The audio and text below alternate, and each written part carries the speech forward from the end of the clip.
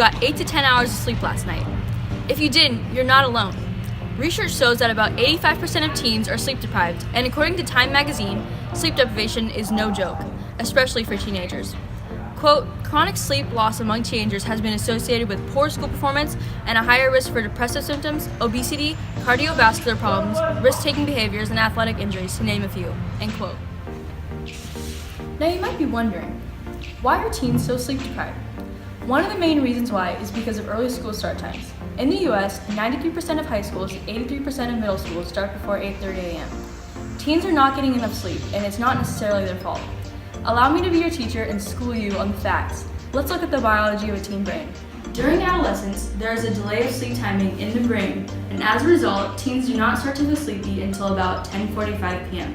Furthermore, the sleep mechanism in teens does not allow the brain to naturally awaken before about 8 a.m. This demonstrates why school start times make it next to impossible for teens to get adequate amounts of sleep. Telling them to just go to bed earlier is not a solution. Another reason why school should start later is because students would ultimately do better in school. Studies have proven that test scores actually go up when students get more sleep. A proposed solution to this problem is to start school no earlier than 8:30. A school start time policy of 8:30 a.m. or later would provide the opportunity for students to get the recommended 8 to 10 hours of sleep and improve their academic performance overall.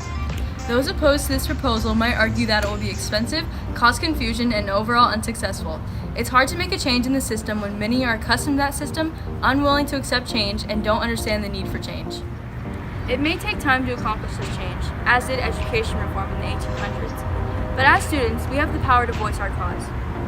Do we want to be miserable throughout every early morning of the school year, or do we want to stand up and fight for change?